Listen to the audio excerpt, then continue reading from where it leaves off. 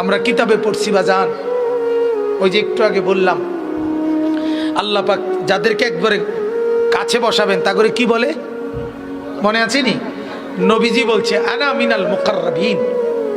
নবীজি বলছে ও উম্মত, আল্লাহর ঘনিষ্ঠ জনদের মধ্যে সর্বপ্রথম সবচেয়ে ঘনিষ্ঠ হব আমি মুহাম্মদ।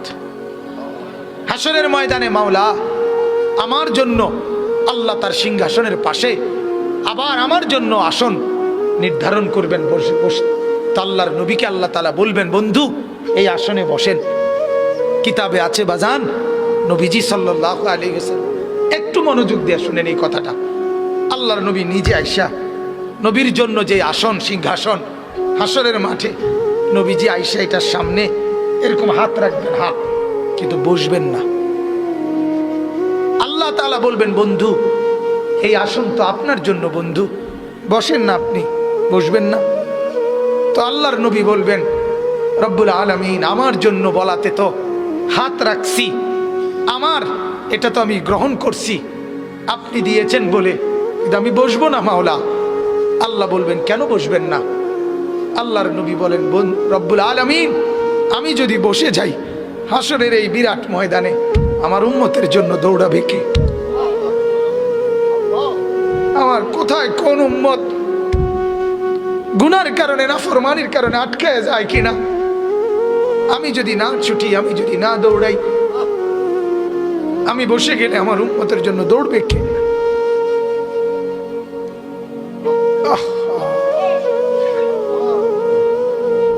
বাপ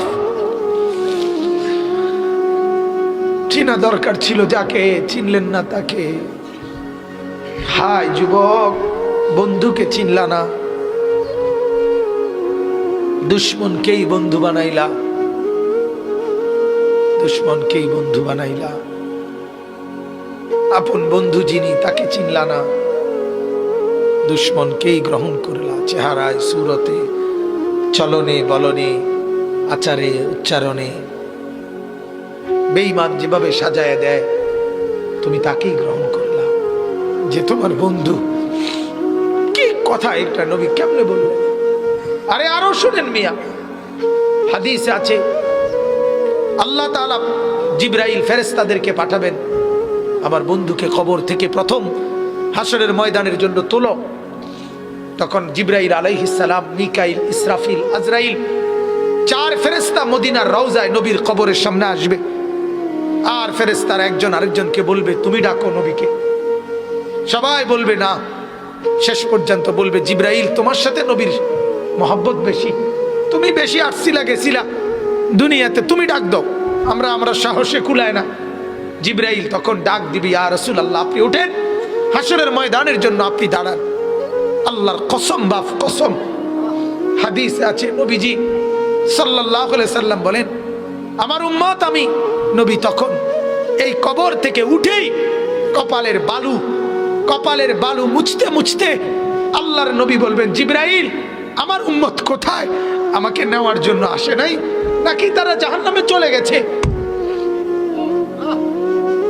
জিবরাইল তখন চোখের পানি ফেলে বলবেন না ইয়া রাসূলুল্লাহ, এখনো কেউ কবর থেকে উঠে নাই, কাউকে আল্লাহ এখনো উঠায় নাই, আপনি উঠলে এরপরে সবাই উঠবে। উঠেই নবী বলছে হায় আমার উম্মত কই? আমার উম্মত আমারে নিতে আসলো না।